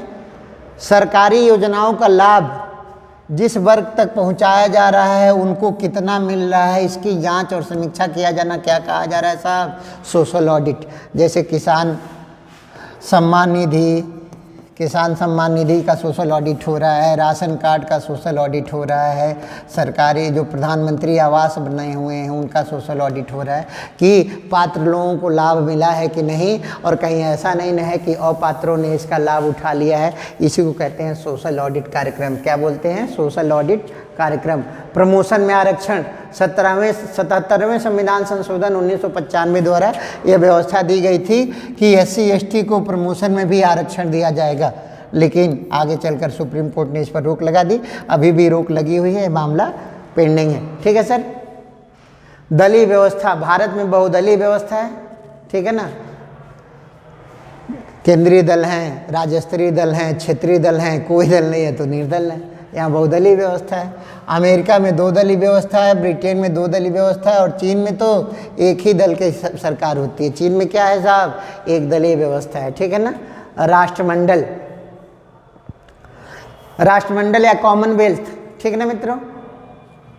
तो राष्ट्रमंडल या कॉमनवेल्थ वो देश होते हैं जो ब्रिटेन के कभी उपनिवेश रहे। सामान्य भाषा में रहिए तो सामान्य भाषा में कहिए तो जो ब्रिटेन के कभी गुलाम रहे उन देशों को क्या कहा जाता है? राष्ट्रमंडल या कॉमनवेल्थ कहा जाता है। इसकी सदस्य संख्या वर्तमान में 56 है। अभी हाल ही में 2 देश टोगो और गैबोन इसके नए सदस्य बने हैं। कौन कौन? टोगो और गैबोन इसके सदस्य बने हैं। वर्तमान में राष्ट्रमंडल की सदस्यता कितनी हो गई है? 56 हो गई है। ध्यान रखेंगे इसकी सदस्यता ऐच्छिक है। इसकी सदस्यता क्या है? ऐच्छिक है। जैसे देखिए अमेरिका भी गुलाम रहा है ब्रिटेन का, लेकिन वो कॉमनवेल्थ का सदस्य नहीं है। मन करे तो रहिए, मन करे तो ना रहिए। ठीक है मित्रों। आगे देखते हैं। राजदूत या एम्बेसडर और उच्चायुक्त या हाई कमिश्नर। तो पहले उच्चायुक्त देख लीजिए। उच्चायुक्त या हाई कमिश्नर, राष्ट्रमंडल देशों में भारतीय विदेश सेवा के जो अधिकारी होते हैं ना, उन्हें उच्चायुक्त कहा जाता है। अगर राष्ट्रमंडल देश है, वहाँ हमारे IFS अफसर काम कर रहे हैं तो उन्हें उच्चायुक्त या हाई कमिश्नर कहते हैं। जब और दूसरी बात है राजदूत या एम्बेसडर, तो राष्ट्रमंडल के अलावा अन्य देशों में हमारे IFS अधिकारी या भारतीय विदेश सेवा के अधिकारी काम करते हैं तो इन्हें जानते हैं मित्रों क्या कहा जाता है? इन्हें एम्बेसडर या राजदूत कहा जाता है। तो राष्ट्रमंडल देशों में उच्चायुक्त, और जो देश राष्ट्रमंडल देश के सदस्य नहीं है वहाँ पे राजदूत। अब देखिए साहब, लाभ का पद, ये अनुच्छेद 102 में वर्णित है। यदि कोई व्यक्ति केंद्र सरकार या राज्य सरकार के किसी भी उपक्रम में लगा हुआ है, वेतन भत्ते प्राप्त कर रहा है, तो लोकसभा, विधानसभा या किसी भी सदन का सदस्य नहीं बन सकता। उसके लिए वो अयोग्य होगा। इसी को कहते हैं लाभ का पद। क्या कहते हैं मित्रों? लाभ का पद कहते हैं। ठीक है ना। छाया मंत्रिमंडल, ये हमारे देश की अवधारणा नहीं है मित्रों। छाया मंत्रिमंडल, छाया मंत्रिमंडल सरकार की नीतियों की आलोचना करने के लिए ब्रिटेन में विपक्ष के द्वारा बनाया जाता है। कौन बनाता है? विपक्ष बनाता है। क्या करने के लिए? व्यंग करने के लिए, सरकार की नीतियों की आलोचना करने के लिए। भारत में लागू है कि नहीं है? नहीं है मित्रों, ठीक है ना। कास्टिंग वोट या निर्णायक वोट, जब सदन में किसी मामले में मतदान कराया जाता है और दोनों तरफ बराबर की स्थिति आ जाती है, टाई की स्थिति आ जाती है, उस समय सदन का अध्यक्ष मतदान करता है, जिसे निर्णायक मत कहते हैं या कास्टिंग वोट कहते हैं। जब टाई होगा यानी बराबर रह जाएगा तब ये मतदान करेंगे, इसे कास्टिंग वोट या निर्णायक मत कहते हैं। बाल मजदूर, इनकी आयु सीमा 6 से 14 वर्ष होती है। बाल मजदूरी निषेध अधिनियम है अनुच्छेद 24। बाल मजदूरी निषेध अधिनियम कौन सा है साहब? बाल मजदूरी निषेध के लिए अनुच्छेद कौन सा है? 24 है। और बाल मजदूरी निषेध अधिनियम भारत सरकार ने कब बनवाया? 1986 में। कब बनाया? 1986 में। आप बाल मजदूरों से काम नहीं ले सकते। देख, एक पॉइंट इसमें जोड़ लेंगे मित्रों, अगर कोई कंपनी बाल मजदूरों को यूज नहीं कर रही है काम कराने में, तो उन्हें रगमार्क प्रमाण पत्र दिया जाता है। कौन सा चिन्ह दिया जाता है? रगमार्क मार्का दिया जाता है। जैसे एक मार्क होता है, इको मार्क होता है, उसी तरह से रग मार्क होता है। यह प्रमाण पत्र होता है कि यह कंपनी बाल मजदूरों को काम में नहीं लगाती है। ठीक है सर। राष्ट्रपति शासन या अनुच्छेद 356 द्वारा लगाया जाता है। पहली बार ये पंजाब में लगाया गया, यूपी में 1968 में पहली बार लगा। सबसे अधिक बार यूपी में लगा है। कितनी बार? 9 बार। यूपी में कितनी बार लगा है मित्रों? 9 बार लगा है। आम्बुड्समैन या लोकपाल, आम्बुड्समैन स्वीडिश भाषा का शब्द है जिसका अर्थ होता है लोकपाल। सबसे पहले 1809 में स्वीडन में लोकपाल की शुरुआत हुई थी। भारत में लोकपाल कब लाया गया साहब? 2014 में। इसका उद्देश्य क्या होता है? भ्रष्टाचार पे नियंत्रण कराना। भ्रष्टाचार पे क्या करना? नियंत्रण कराना।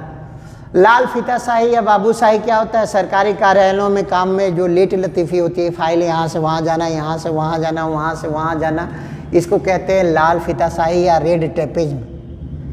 मतदान का अधिकार संवैधानिक अधिकार है कि सांविधिक अधिकार है? तो मित्रों देख लीजिएगा, इसको ध्यान से रखिएगा, ये बहुत ही विवादित पॉइंट है। सुप्रीम कोर्ट का निर्णय है कि मतदान का अधिकार जो है कॉन्स्टिट्यूशनल राइट नहीं है, स्टैच्यूअरी या सांविधिक अधिकार है। ध्यान रखेंगे, ये संवैधानिक अधिकार या कॉन्स्टिट्यूशनल अधिकार नहीं है, ये स्टैच्यूअरी अर्थात सांविधिक अधिकार है। स्पष्ट निर्णय किसका है मित्रों? सुप्रीम कोर्ट का निर्णय है। ध्यान रखना है, किसके निर्णय अनुसार? सुप्रीम कोर्ट के निर्णय अनुसार। जो अनुच्छेद 326 की बात होती है वो वयस्क मतदान की बात करता है। किसकी बात करता है? वयस्क मतदान की बात करता है। ठीक है सर, आगे देखते हैं। वीटो पावर, तो वीटो एक नकारात्मक अधिकार होता है। वीटो का मतलब ये होता है मना करना। जैसे देखिए, ऐसे समझिएगा, 5 मित्र हैं, 4 ने कहा कि हमें बर्गर खाना है और एक ने कहा कि हमें पिज्ज़ा खाना है, तो बहुमत के अनुसार बर्गर मंगाया जाएगा। लेकिन वीटो अगर की व्यवस्था को देखा जाए, अगर वीटो का पावर दे दिया जाए उनको, तो क्या होगा? 4 ने कहा कि हमको बर्गर खाना है, लेकिन 5वें मित्र ने कहा कि मुझे बर्गर पसंद नहीं है, तो बर्गर नहीं आएगा। क्योंकि 4 ने यस कहा लेकिन 1 ने नो कर दिया, तो एक को क्या दे दी जाएगी? वरीयता दी जाएगी। वही क्या है साहब? वीटो है। संयुक्त राष्ट्र संघ में 5 देशों के पास वीटो पावर है, अमेरिका, इंग्लैंड, फ्रांस, चीन और रूस। हमारे देश में राष्ट्रपति को भी वीटो पावर प्राप्त है। एक ही बार आज तक राष्ट्रपति ने इसका इस्तेमाल किया है, एक ही बार 1986 में डाकघर अधिनियम मामले में। किस मामले में? डाकघर अधिनियम मामले में। किस राष्ट्रपति ने? श्री ज्ञानी जैल सिंह ने। ज्ञानी जैल सिंह ने वीटो का प्रयोग किया था भारत में। ये केवल एक बार प्रयोग हुआ है। ठीक है मित्रों, समझ में आ गया होगा वीटो। चलिए, समान नागरिक संहिता या यूनिफॉर्म सिविल कोड या अनुच्छेद 44 में व्यवस्था है। एकमात्र राज्य गोवा है जहाँ पे समान नागरिक संहिता लागू है। समान नागरिक संहिता लागू होने का फ़ायदा ये होता है मित्रों कि केवल राज्य के कानून मान्य होते हैं, किसी धार्मिक कानून की कोई मान्यता नहीं होती। तो एकमात्र राज्य गोवा है जहाँ पे समान नागरिक संहिता या यूनिफॉर्म सिविल कोड लागू है। आगे देखते हैं मित्रों, प्रोटेम स्पीकर नए गठित लोकसभा के सदस्यों को शपथ दिलाने हेतु प्रोटर्म स्पीकर किसके लिए होता है? नई गठित लोकसभा के सदस्यों को शपथ दिलाने के लिए। तो जानते हैं क्या होता है? सदन का वरिष्ठ सदस्य बनाया जाता है। प्रोटेम स्पीकर किसे बनाते हैं? जो सदन के वरिष्ठ सदस्य होते हैं उन्हीं को बना दिया जाता है। वो नई लोकसभा के सदस्यों को शपथ दिला देते हैं और फिर नई लोकसभा के सदस्य आपस में मिल करके मतदान करके लोकसभा अध्यक्ष का चुनाव कर देते हैं। ठीक है सर। जनहित याचिका या पीआईएल को पब्लिक इंटरेस्ट लिटिगेशन कहते हैं। 1985 में तत्कालीन मुख्य न्यायाधीश पीएन भगवती द्वारा यह अवधारणा दी गई। इसके द्वारा तत्कालीन मुख्य न्यायाधीश पीएन भगवती द्वारा यह अवधारणा दी गई जनहित याचिका की। संप्रभुता, तो हम आंतरिक और बाह्य दोनों मामलों में स्वतंत्र हैं, इस पर चर्चा हो चुकी है। आगे देखते हैं मित्रों, प्रिवी पर्स। जब देशी रियासतों का भारत में एकीकरण हुआ, जब देशी रियासतों का भारत में एकीकरण हुआ तो क्या मामला हुआ मित्रों कि इन्हें कुछ विशेष रियायतें दी गई, सुविधाएं दी गई। आप इनकम टैक्स नहीं देंगे, आप और सब तमाम चीज़ों का लाभ उठाएंगे, आपके बच्चे विदेश में पढ़ेंगे, पैसा सरकार वहन करेगी, इस तरह की तमाम चीज़ें थी। उसको कहा गया प्रिवी पर्स। लेकिन इंदिरा गांधी सरकार ने 1971 में 26वें संविधान संशोधन द्वारा प्रिवी पर्स की समाप्ति कर दी। प्रिवी पर्स को क्या कर दिया गया? समाप्त कर दिया गया। किसके द्वारा? इंदिरा गांधी सरकार द्वारा। प्रिवी पर्स क्या था? देशी रियासतों को आज़ादी के बाद मिलने वाली सुविधाएं क्या कही जाती थी? प्रिवी पर्स कही जाती थी। तदर्थ न्यायाधीश, तदर्थ मतलब अंग्रेजी में होता है मित्रों एडहॉक, एडहॉक सब लोग जानते हैं।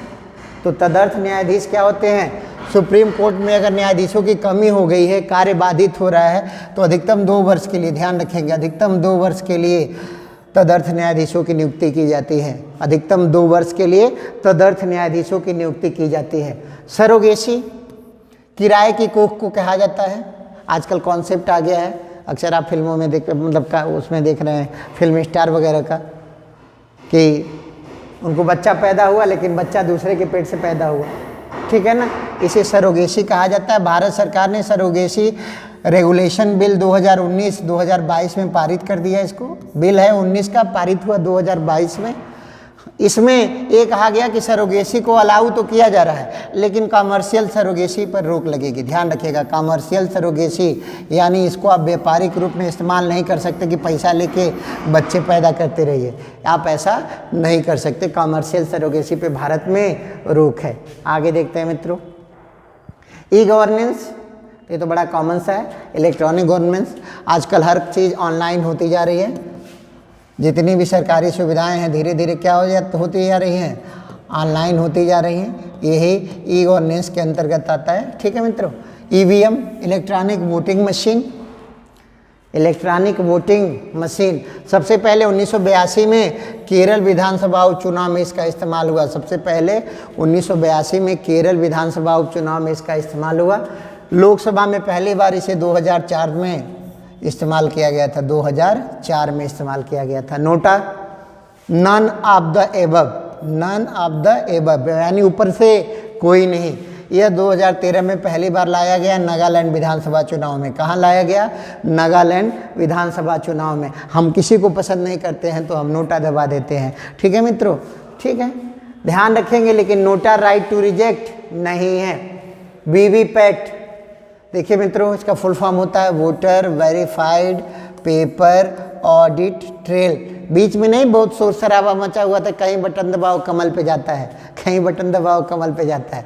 तो उसको वेरीफाई करने के लिए एक डिस्प्ले मशीन लाई गई जिसे वीवीपैट मशीन कहते हैं। इसमें 7 सेकेंड के लिए डिस्प्ले पर्ची दिखाई देती है कि आपने जिसको वोट दिया है वो टूथे पे पड़ा है। इसी मशीन को कहते हैं वीवीपैट। और इसका इस्तेमाल भी 2013 में सबसे पहले नागालैंड में किया गया। सबसे पहले कहाँ किया गया? नागालैंड में किया गया। ठीक है सर। अब है एनआरआई, अनिवासी भारतीय, नॉन रेजिडिंग इंडियन। ऐसे भारतीय जो यहाँ रहते थे अभी वह यहाँ नहीं रहते हैं, विदेशों में रहते हैं, यानी जो कभी भारत में रहे उन्हें क्या कहा जाता है? एनआरआई। उन्हें क्या कहते हैं मित्रों? एनआरआई। यहाँ रहते थे लेकिन वर्तमान में यहाँ नहीं रह रहे हैं। POI, person of Indian origin, person of Indian origin. अब भारतीय मूल का व्यक्ति, वो कभी नहीं रहे, उनके पूर्वज रहे।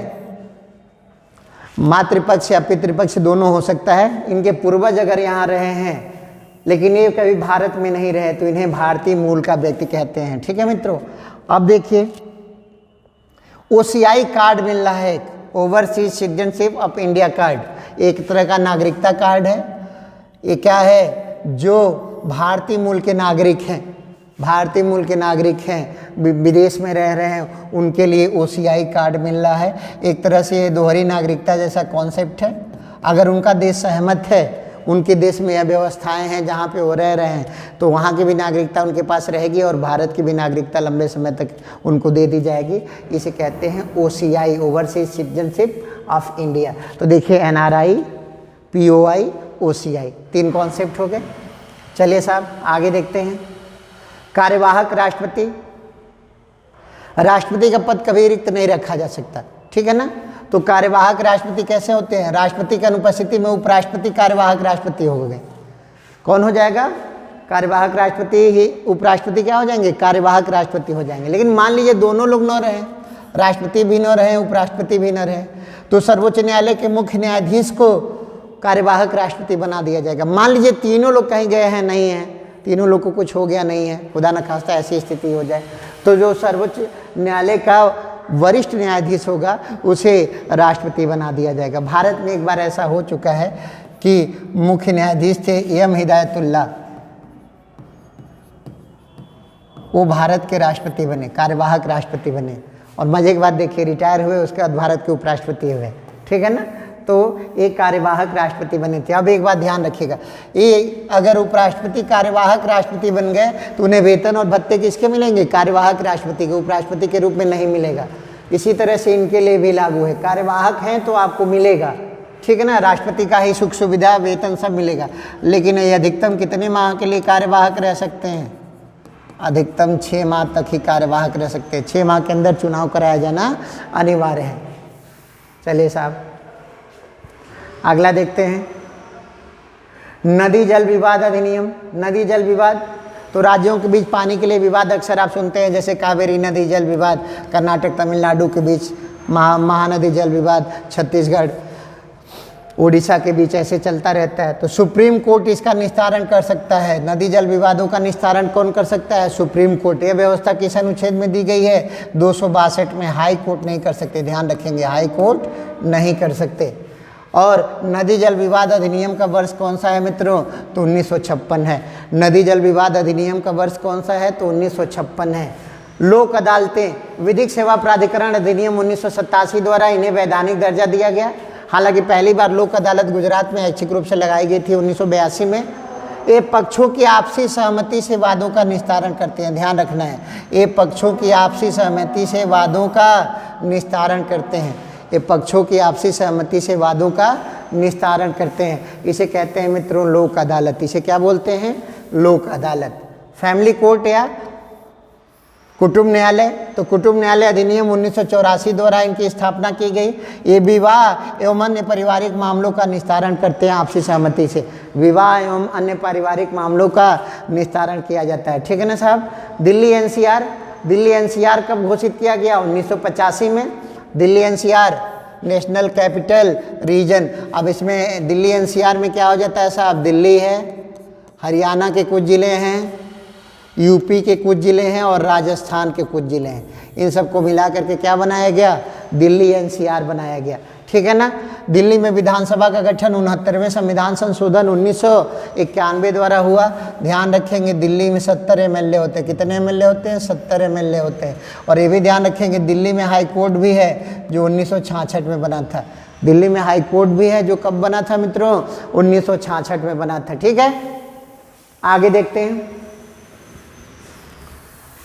आरक्षण। तो देखिए लोकसभा और विधानसभा में SC/ST आरक्षण होता है और ये रहेगा कब तक, 2030 तक। 104वें संविधान संशोधन द्वारा ये घोषित किया गया है। राज्यसभा और विधान परिषद में कोई आरक्षण नहीं होता है, ध्यान रखेंगे। उच्च सदन में कोई आरक्षण नहीं है, उच्च सदन में कोई आरक्षण नहीं है। अब सरकारी नौकरियों में आरक्षण की बात करें तो अनुच्छेद 16 पार्ट 4, अनुच्छेद 16 पार्ट 4 में सरकारी नौकरी में आरक्षण की बात की जाती है, ठीक है सर। अब कह रहा है इलेक्टोरल बॉन्ड, ये चुनावी चंदे हेतु। पहले होता था कि कैश में चंदा दे दीजिए, लेकिन अब ये बॉन्ड खरीदिए आप जिस पार्टी को चंदा देना चाहते हैं, यह बॉन्ड आप खरीदिए और बॉन्ड खरीदेंगे वो फ़ायदा किसके पास जाएगा, आपके संबंधित पार्टी के पास जाएगा। ठीक है मित्रों। गैलप पोल, चुनाव पूर्व नतीजों का पूर्वानुमान लगाना, ये अमेरिका में किया जाता है, इसे गैलप पोल कहते हैं। एग्जिट पोल भारत में भी इसी तरह से किया जाता था कि चुनाव हुए नहीं, रिजल्ट बता देते थे लोग, लेकिन इस पे सुप्रीम कोर्ट ने क्या कर दिया, रोक लगा दिया कि चुनाव होने के बाद ही आप एग्जिट पोल कर सकते हैं, चुनाव पूर्व आप एग्जिट पोल नहीं कर सकते। पोलित ब्यूरो, कम्युनिस्ट पार्टी में एक कमेटी होती है जो सभी निर्णय लेती है, उस शीर्ष कमेटी को क्या कहते हैं साहब, पोलित ब्यूरो कहते हैं। क्या कहते हैं, पोलित ब्यूरो कहा जाता है उसे, क्या कहते हैं, पोलित ब्यूरो कहा जाता है। Horse trading, horse trading basically मित्रों अर्थशास्त्र से संबंधित है, लेकिन आजकल जो तोड़ फोड़ की जाती है सरकार बनाने के लिए, सीटें कुछ कम अधिक हो गई तो राजनीतिक दल जो भी प्रलोभन देते हैं वो प्रलोभन दे करके सांसद विधायक को तोड़ करके आपस में अपने साथ मिला लेते हैं और सरकार बना लेते हैं। इस व्यवस्था को हॉर्स ट्रेडिंग नाम दिया गया है। क्या नाम दिया गया है, हॉर्स ट्रेडिंग। ठीक है ना। जेन केन प्रकारेण हमारी सरकार बननी चाहिए, उसके लिए जो भी मैनेजमेंट करना होता है वो किया जाता है, उसे क्या कहते हैं, हॉर्स ट्रेडिंग कहते हैं। ठीक है मित्रों। मनोनीत सदस्य, तो देखिए लोकसभा विधानसभा में हम मनोनीत सदस्य नहीं होते, ध्यान रखना है, लोकसभा में नहीं, विधानसभा में नहीं, कोई मनोनीत सदस्य नहीं होता है। राज्यसभा में राष्ट्रपति द्वारा 12 सदस्य मनोनीत होते हैं और विधान परिषद में कुल सदस्यों का 1/6 सदस्य राज्यपाल द्वारा मनोनीत होते हैं। और किस लिए मनोनीत होते हैं मित्रों, सम्मान देने के लिए। किसके लिए, सम्मान देने के लिए। न्यायिक पुनरावलोकन सुप्रीम कोर्ट करता है। मान लीजिए सरकार ने कोई ऐसा निर्णय बनाया जो जनहित में न प्रतीत हो और उसके खिलाफ याचिका गई, तो सुप्रीम कोर्ट इस पे न्यायिक पुनरावलोकन या रिव्यू कर सकता है। अनुच्छेद 137 में यह अधिकार सुप्रीम कोर्ट को दिया गया है कि वो जुडिशियल रिव्यू कर सकता है। ठीक है मित्रों।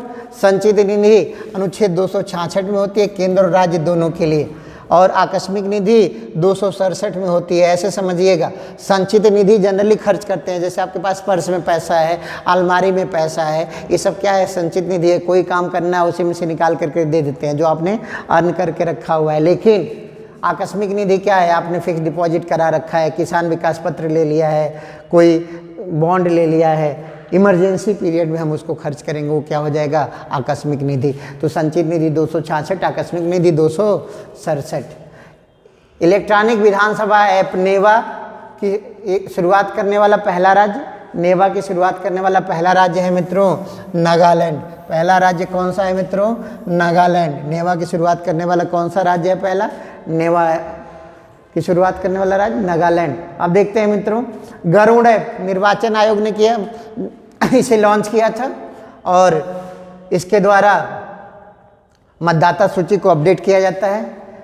CAA, ठीक है ना मित्रों, citizenship amendment act, citizenship amendment act, नागरिकता संशोधन अधिनियम 2019 में लाया गया। ठीक है ना। मूल नागरिकता अधिनियम 1955 का है, इसमें संशोधन करके 2019 में नागरिकता संशोधन अधिनियम लाया गया, जिसमें ये कहा गया कि भारत के पड़ोसी देशों से गैर मुस्लिम अगर कोई अल्पसंख्यक समुदाय का आता है जो वहाँ पे अल्पसंख्यक है तो उसे भारत की नागरिकता दी जाएगी। यही है CAA। ठीक है ना मित्रों। और NRC क्या होता है, राष्ट्रीय जनसंख्या रजिस्टर है, जिसे सबसे पहले किस राज्य ने जारी किया, असोम ने जारी किया। सबसे पहले किसने जारी किया, असोम ने जारी किया। ठीक है मित्रों। आगे देखते हैं, संपत्ति का अधिकार। पहले ये 7वां मूल अधिकार माना जाता था अनुच्छेद 31 के अंतर्गत, 7वां मूल अधिकार माना जाता था अनुच्छेद 31 के अंतर्गत, लेकिन 44वें संविधान संशोधन 1978 द्वारा इसे मूल अधिकारों से हटा दिया गया। अब यह वर्तमान में अनुच्छेद 300A में है। तो कैसा अधिकार है, संवैधानिक अधिकार है। कैसा अधिकार है मित्रों, संवैधानिक अधिकार है, अनुच्छेद 300A में। अब ये मूल अधिकार नहीं है। अगला देखते हैं मित्रों, पेशा एक्ट 1996, आदिवासी क्षेत्रों में पंचायती राज लागू करने के लिए पेशा एक्ट कानून लाया गया था। ये बहुत इंपॉर्टेंट है, ध्यान रखेंगे। पेशा एक्ट कानून 1996 आदिवासी क्षेत्रों में पंचायती राज लागू करने के लिए। EWS आरक्षण तो अभी देखे होंगे आप सुप्रीम कोर्ट में इसके लिए विवाद चल रहा था।